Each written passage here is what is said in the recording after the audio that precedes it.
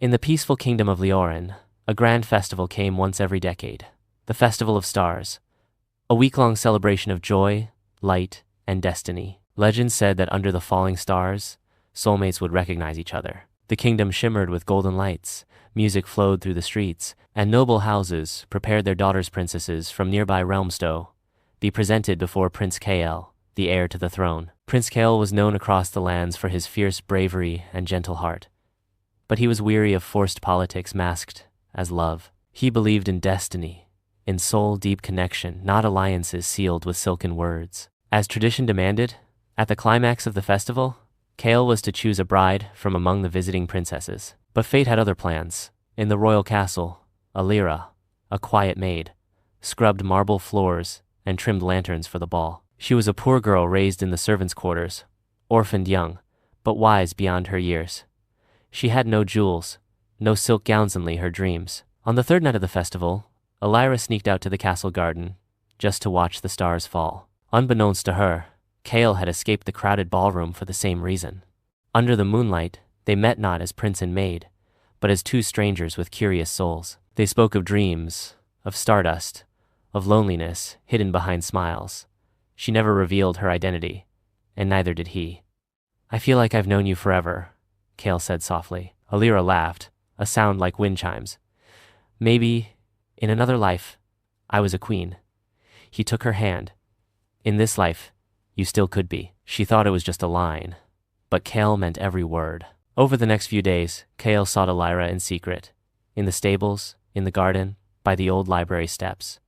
Their connection bloomed like wild roses, fast, fierce, beautiful. He learned of her past, her pain, her courage.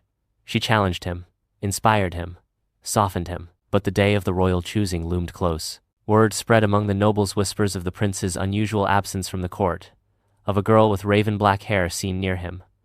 The queen mother grew suspicious, warning Kael, "You are a prince. Do not shame the crown." He looked at her and said, "Is a crown so weak it breaks with love?" The final night arrived. The grand ballroom sparkled with chandeliers and jewels. 10 princesses, adorned in the finest silks, stood in a semicircle, awaiting Kael's choice. Elira, forced by the headmaid to serve drinks at the event, stood unnoticed in the corner, heart heavy. She had never expected him to choose her. She never even imagined being seen. But as Kael walked to the center of the hall, his eyes searched only for her. "Tonight," he declared, "I am to choose a bride. But how can I choose a face when my heart has already chosen a soul?" The hall fell silent. He strode past the stunned princesses and stopped before Elira. Gasps echoed. "I choose her," nobles protested. The queen mother rose, furious. "She is a maid, not a princess." Kael turned to the crowd. "What makes a queen? Blood or bravery? Titles or truth? Elira is more royal in spirit than any gold-laced name." He took her trembling hand. "Elira, you've shown me the stars are not above us, they are within. Will you stand beside me, not as a servant, but as my equal?" Elira hesitated, tears in her eyes. "I'm not worthy," Kael whispered. "You are the only one who ever was." The court tried to oppose it. Nobles threatened exile, but the common people, the heart of Leorin, cheered. They had seen Elira's kindness, her quiet strength. For the first time, the kingdom stood divided, until the king, Kael's father, finally spoke. "She has earned his heart. Let her earn the crown." Elira was trained, educated, dressed not to change who she was, but to shine brighter in it. Kael stood by her through every trial, encouraging her through doubt, through criticism, through fear. "You were never just a maid," he'd whisper.